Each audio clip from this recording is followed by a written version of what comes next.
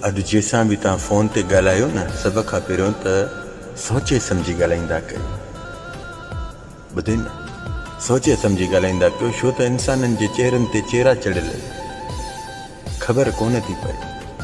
शैतान इब्लीस एॾी रांदि थो खेॾाए इंसान खां, एॾी रांदि थो खेॾाए, इंसाननि जे रूप में शैतान थो अचे। अॼु वरी माण्हू मोबाइलनि में छा करे वेठा आहिनि, रिकॉर्डिंग डाउनलोड करे वेठा आहिनि। जीअं अॻिलो ॻाल्हाए त मां हुनजी सॼी रिकॉर्डिंग डाउनलोड कयां।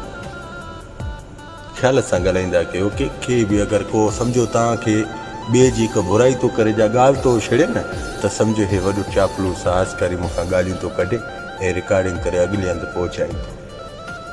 थोरो माना ख़्याल सां ॻाल्हायो। मुंहिंजे लेक्चरनि ॾे तवजो ॾींदा कयो, तव्हांजी ज़िंदगी जो फ़ाइदो हूंदो आहे।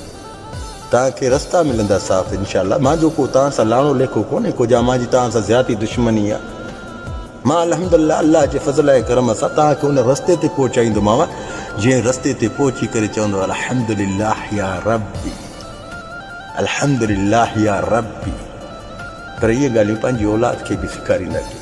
पंहिंजी औलाद बचड़ा जेके गुलनि जहिड़ा ॼणे वेठा आहियो न, इन्हनि खे बि हिदायत ॾींदा कयो। अॼोके ॾिसो न दौर में, अॼु शैतान इब्लीस जेको आहे न इंसान में अंदरि घिरी थो वञे, वरी उहो इंसान थी तव्हां ॾे थो अचे। पोइ दोस्त हुजनि या पंहिंजा हुजनि या पाड़ेसरी हुजनि, पोइ तव्हांखे हुनजी ॾिस न, तव्हांजे आॾो त उहो ई आहे त हे त फिलाणो आहे, हे त फिलाणो आहे, पर हुनजे अंदरि में शैतान दाख़िल थी वियो आहे जेको शैतानगिरी थो कराए हुन खां। हुनजो कसूर न आहे, इंसान अलाह खे प्यारो आहे, इंसान भलो आहे, पर इंसान खां जेको कमु वठे थो न, शैतान इब्लीस थो वठे। मुंहिंजा सुहिणा थोरो ख़्यालु कंदा कयो पंहिंजो। जंहिंसां बि फ़ोन ते ॻाल्हायो सोचे सम्झी ॻाल्हाईंदा कयो ऐं पंहिंजे वात मां गार कढो।